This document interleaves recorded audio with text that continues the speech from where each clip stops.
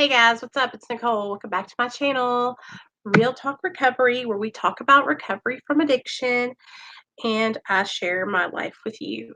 So, yeah, I told you guys I'd come back.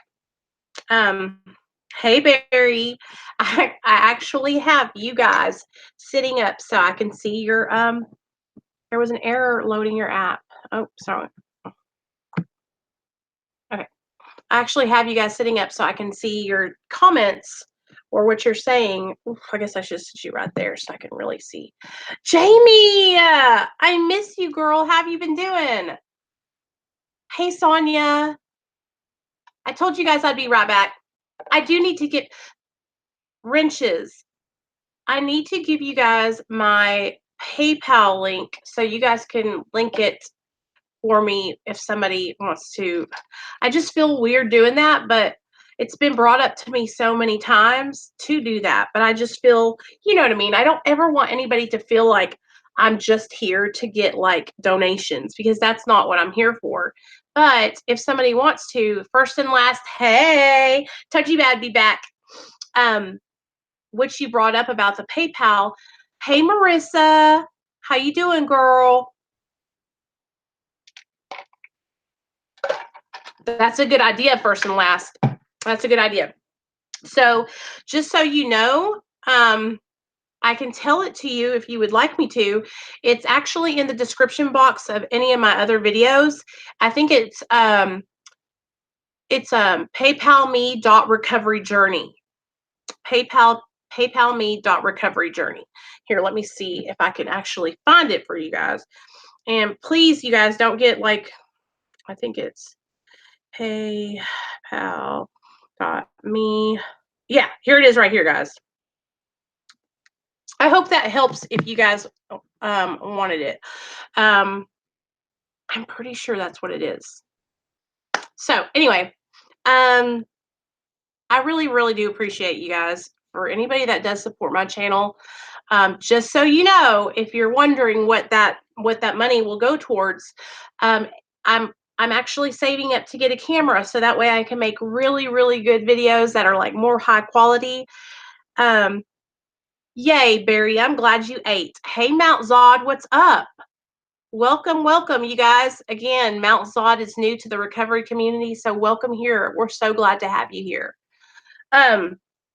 So anyway, that's what that money is going to go towards, is the camera. And so if you're not comfortable like doing PayPal, you guys, or super chats, you can always join my Patreon, you guys. And that all that is a monthly subscription, and it goes right back to my my camera. Like that's all money saved. So just so you know, that's how I got my laptop. Is I have 8 girls that are on my Patreon, and they pay a monthly subscription, and that's how I got my laptop. So I'm eternally grateful. Like, you guys do not understand. So grateful. So thank you so much. All kinds of new people. Welcome, guys. Yes, Jamie. We have a whole new crew over here, girl. And it's been popping, girl, popping. But we're steadily growing, and it's amazing.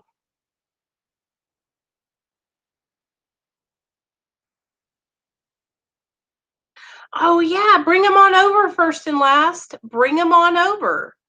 Bring them on over. We got you. Okay, we will help them with whatever we can help them with, at anything at all. Okay, anytime. And if they need like specific one-on-one help, like, they can always reach out to me in email, and I will help them with whatever I can help them with. Like, seriously, everybody that's in here, you guys, are absolutely, hey Lou, you're amazing too. And you guys, Lou has a channel all about recovering from abuse. She is an abuse survivor. So if you guys are, searching for somebody that you can talk to about, surviving an abusive relationship, maybe your parents were abusive, get them over and come over to Lou's channel, Lou Ellen's channel, because she has a whole story about that, about how she had escaped an abusive relationship. And I can totally relate because I've totally been there. I think so many of us have been there, and that's kind of what I was going to share with you guys about um what I was talking to you guys about before I left. Um I know, Jamie, I've missed you. So I was in an abusive relationship for 6.5 years before it was the last relationship I was in before I met my husband. And I was in, okay, so I talked to you guys about that, but I don't know if y'all were all here. So in 2001, I met this guy named LD, and he's actually passed away now. He died in a drunk driving accident, you guys, and it was so tragic. It was tragic. And it was sad too, like I don't wish anyone to get hurt, even if they hurt me. You know what I mean? So me and him were together for 6.5 years, and everyone warned me at the beginning of the relationship not to start dating him. They told me that he was abusive. They told me that he would hit me. They told me that, he did this to other women and that this is what he did, that he would beat me up. But I didn't believe them, or I didn't want to believe them. I love Save Robbie first and last. And that, yes, thanking God is yes. Because you know what? We find the people who need to find us are going to find us. And that's what I have learned about YouTube. I used to get very discouraged, right? But what I have learned is that the community of people that we have here is it's the people who need to be here. It's the people who need to find me and all of you. Because you guys realize this, right? You guys make the chat such a positive experience for everyone. So many people have told me, wow, Nicole, everyone in this chat is so positive and so supporting and so caring.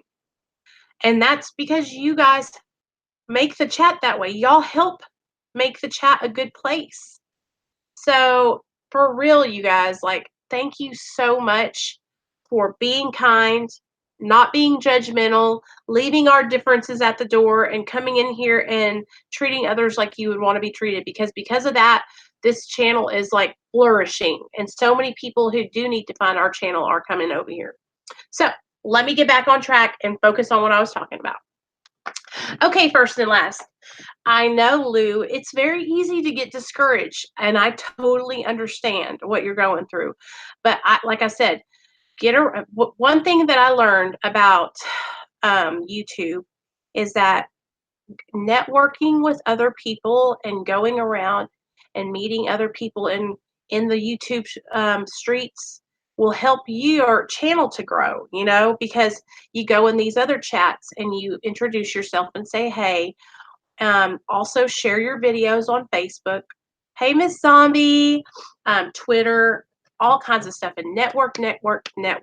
But it was very slow going for me. I don't even think I had my first 100 subscribers in 3 months. Really was very slow. So don't get discouraged. But back to the topic at hand, I'm going to tell you guys about the abusive relationship. I'm going to tell you guys a little bit about that, and then we're going to segue into my husband, okay? You know what, Annie, I was over there last night talking to Straight Talking and trying to support her in both of her live streams, so I hope she's been okay. So, let me tell you what happened. So, I met LD, and like I was telling you guys the other day, I have this personality that when I meet a man and they're struggling, especially when I was in active addiction, that I wanted to save them. I wanted to change them. I wanted to be the one who was going to teach them a new way of life and help them become a different person, right? Thanks, Miss Zombie. I appreciate it. I'm glad you finally decided to comment, because I love seeing you guys that don't usually comment come in and open up and let us know you're here, because you're safe here and you don't have to worry about anybody giving you any kind of heck, because we're going to make sure they don't. So, me and LD started dating, and I had this, like I said, this savior complex. I always thought I was going to save every guy I ever started dating. And so when me and LD started dating, he had a whole bunch of legal issues. He was on probation.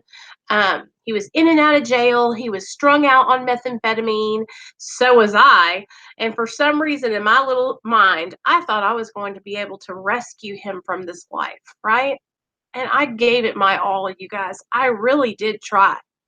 Um, we started dating, and I put so much time and effort into this relationship. I remember I helped him pay off all of his fines. I helped him buy a car. I got him a car, you guys, and I've helped him find a job. And he paid me back half the money for the car that I got him, because even though I was in my addiction, you guys, at this time, you got to remember, this was when I was like 23. My addiction was just really getting started.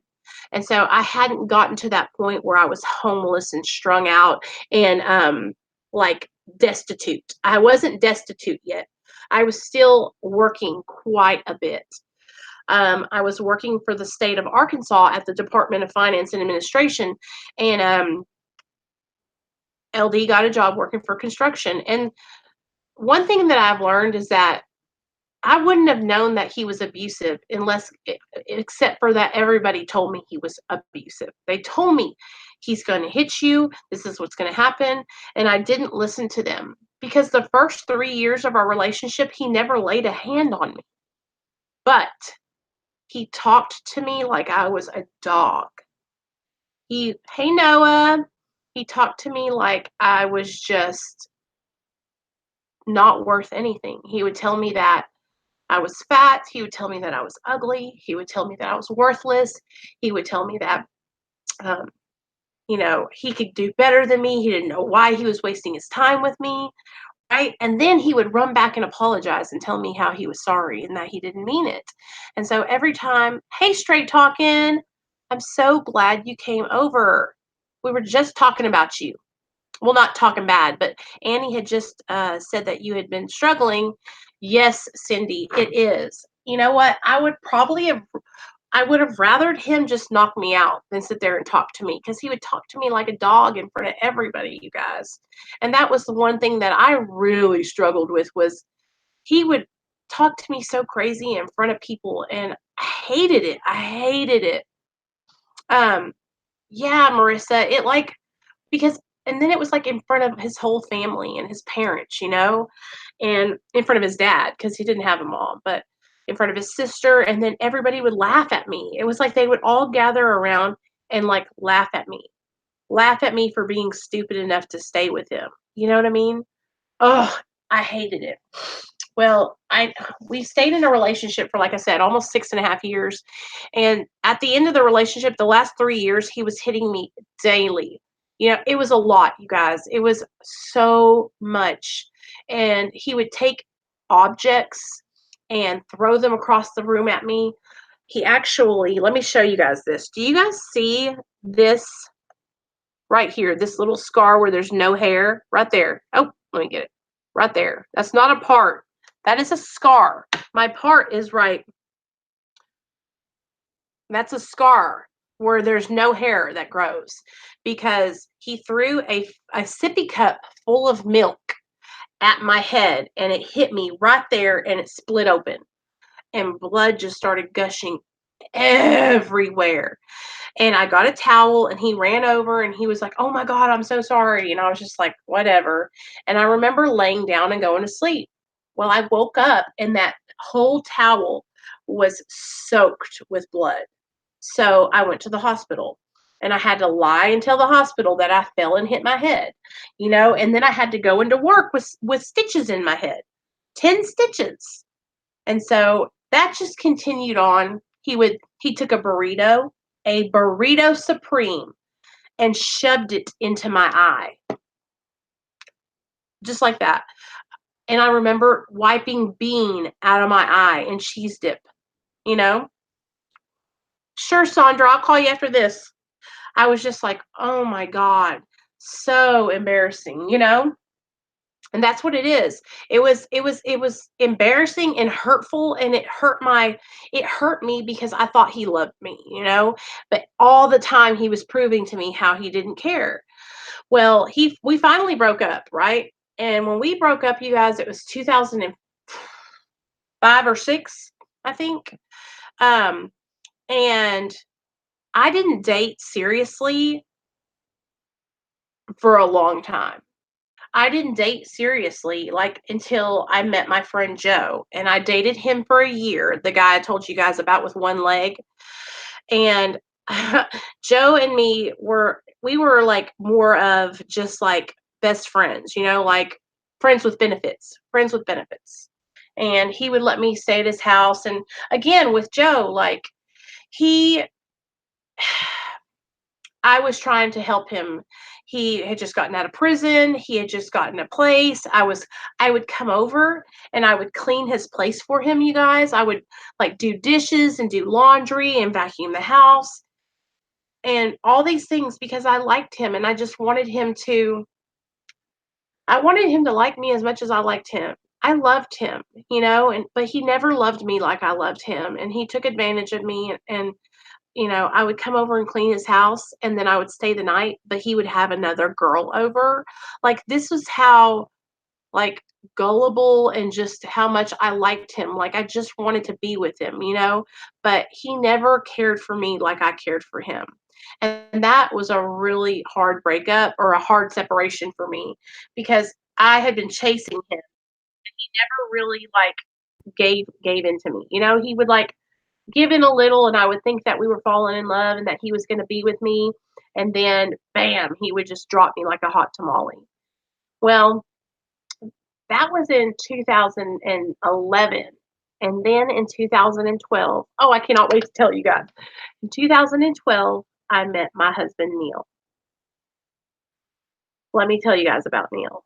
So, the first time I ever set eyes on Neil, I thought, he is so cute. He had red hair and it was spiky, green eyes, and he's about 5'10". So not super tall, but not really short. Maybe 5'11", almost 6 foot. And he had the cutest nose and these little lips, right? And he came over to the apartment that I was sleeping on a couch at somebody's apartment. Yep, that's right. I paid these people $300 a month to sleep on their couch. And so he came over and he sat down on the couch and I sat down beside him and we just got to talking. And I remember thinking he was just so freaking cute, you guys. Well, we ended up going to a hotel room that night. And no, we didn't hook up, but we stayed up all night long talking about our lives and our families and what we wanted in life and that we wanted to be married one day and that we wanted to fall in love. And then the next morning, we went our separate ways. Well, of course, I gave him my phone number, and I thought he's going to call me. He's going to call me. That fool didn't call me for 2 days, and he called me finally. I think it was like a Thursday when he called me, and he said, "Do you want to get another hotel room?" And I was like, "That's awesome, Miss Zombie." He said, "Do you want to get another hotel room?" And I said, "How dare you? I'm not a floozy. You're not going to get to first base with me, all right?" And so he goes, "Okay. Well, do you want to go on a date?" And I was like, "Yeah, what do you want to do?" And we decided we were going to go hiking. We went along the Arkansas River and like went out there and hiked and looked at the river and kind of like just had a fun time in nature. And that's one thing that me and my husband loved doing together. When we first met, you guys, we would go out in nature all the time. And just we would bring a blanket and we would put the blanket out and we would just lay in the grass and look at the sky together. And we would just spend so much time together. You guys, after that day that we went on that date, we never left each other's side. Like we were together every day. He stayed the night with me and slept on that couch, you guys, with me for months until we finally moved out and got our own place. We actually moved from that apartment into his parents' house, and then we transitioned into our own little apartment. Well, as it was probably like a week went by that we were getting to know each other, and that's when I realized we were both struggling with addictions. And that's when we both opened up and we shared, like we both wanted to be sober, but we really struggled for the first from 2012, you guys, to 2014.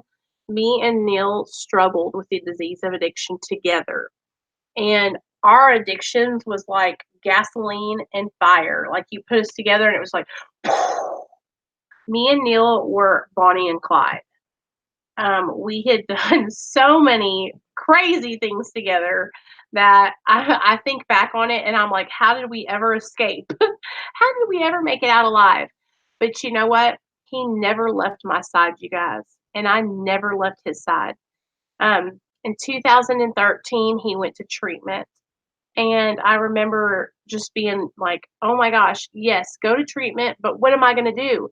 He went to treatment and I stayed here. And when he came out, I remember being like so grateful that he was back home, but also so upset because he left treatment early, and then in 2014, we had our little boy. And that's when everything changed for us, and we ended up getting sober in 2015. But Neil is such a gentleman, you guys. He opens the car door for me still to this day. Today, while I was at home, him and my little boy went to the park and he sent me a text message of this beautiful flower. And he said, "This is beautiful, just like you are." Like he still tells me I'm beautiful, even though I don't feel like I'm beautiful, because I've gained weight and have had a baby. And he still tells me that I'm beautiful and that he loves me so much. And it's just like, it's the most I'm so grateful, you guys, because I went through so many horrible relationships. Men that beat me and hurt me and treated me like dog shit until I finally found Neil, until he found me. And then I think we both found each other at a point in our lives where we needed each other so much. And we just held on to each other. And now we're like thriving and doing well in our lives. But I'm telling you guys, like, yeah, he does, Miss Zombie. That's so cool. See, and y'all have been together for 20 years. That's what I hope. Me and Neil have been together for 7 years so far. And I can't wait to say we have 10 years, and celebrate our 10-year anniversary. But and we got married. We just got married, though, in February. Thanks, Cindy.